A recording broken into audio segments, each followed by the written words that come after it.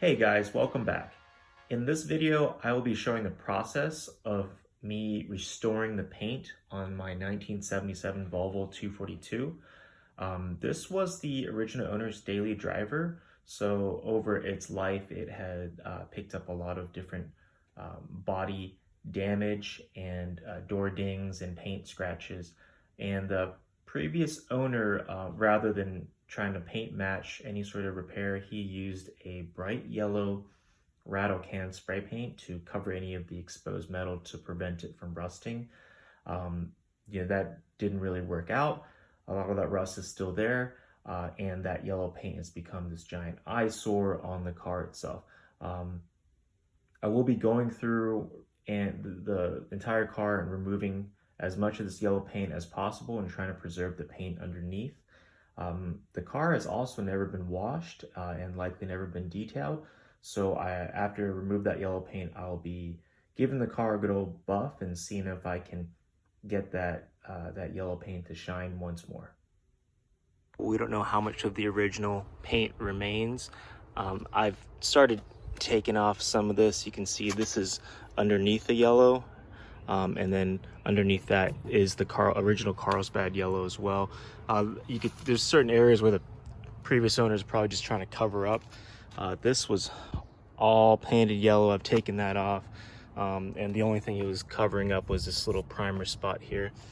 I've also worked on this trunk area. This was all bright yellow, and there were about, I think, 5 or 6 spots in the trunk that were painted yellow as well. And then we'll get to work on this side. There's a spot on the roof. I've worked on the fender and I've beat that back into shape. It's not perfect, but it's a lot better than it was. So just a word of caution to anyone that's looking to take off spray paint and try to restore the original finish on their 240. There's just a lot of things to consider. First of all, there's not a perfect method. I'm going to be using a combination of lacquer thinner, graffiti removal spray, just like shop towels, razor blades, and the blue Scotch-Brite pads that are supposed to be scratch-free. Anything you add to the paint is going to end up marring it some, so you will need some paint correction afterwards, in which we're going to do. And I just want to make note is that not all finishes can be saved. There's some that are more likely to have the paint removed than others. Even in this car, there's areas that are just very difficult to get out without scratching up the paint and everything. And another thing to keep in mind is that you might not know what's underneath. It could be rust, it could be Bondo, it could be another paint job. It's just really difficult to say. So just, be careful if you're going to be trying this. There are really no shortcuts. If you start getting sloppy and speeding things along, it's going to fuck up the paint underneath. It's really just labor intensive. In most cases, I would recommend, probably a respray. The only thing is that this is only something if you really want to preserve the original paint and patina. Otherwise, the labor involved is not really cost effective.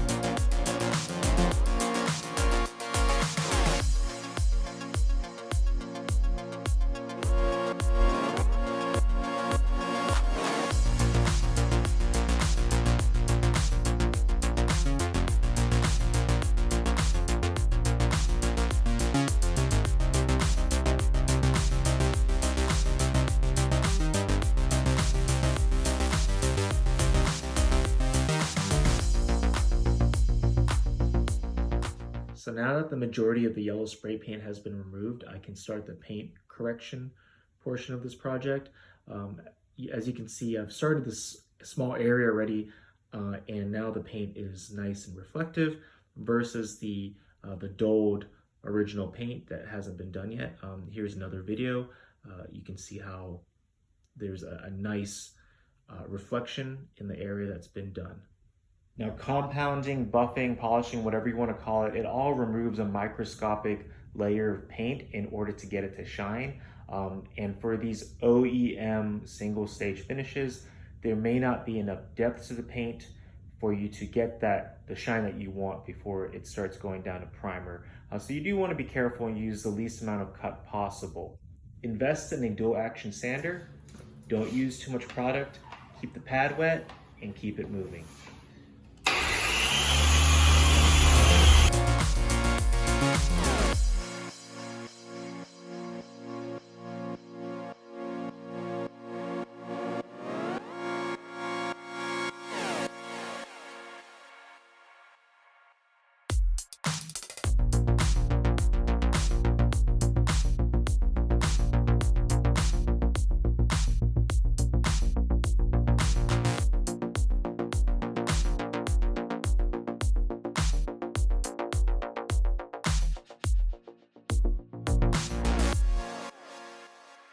When you are polishing out the paint, keep in mind that all the imperfections on the surface of the body will be more pronounced.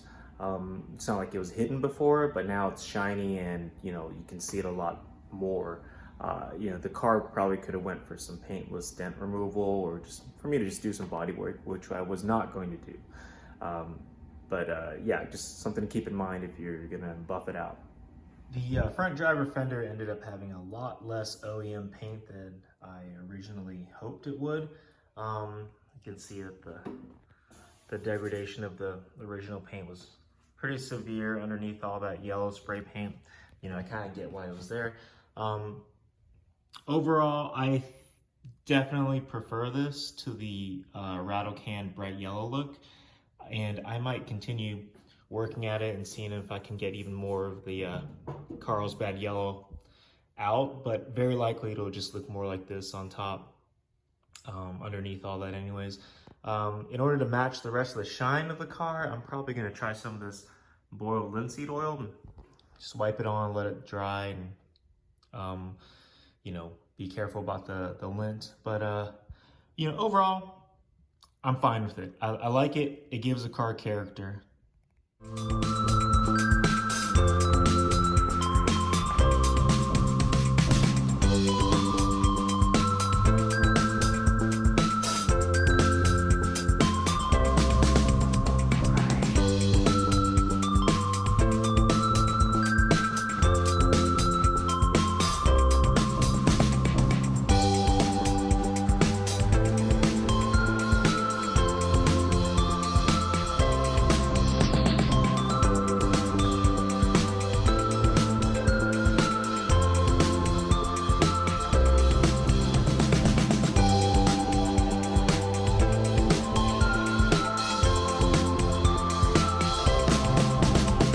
So I'm just shy 100 hours into the paint restoration on the 242, and this is a good stopping point, I think. And this is the look I'm gonna stay with. Overall, I'm really happy with the way it came out. If you have any questions, leave them in the comments below. And if you enjoyed the video, please like and subscribe, and I'll see you next time.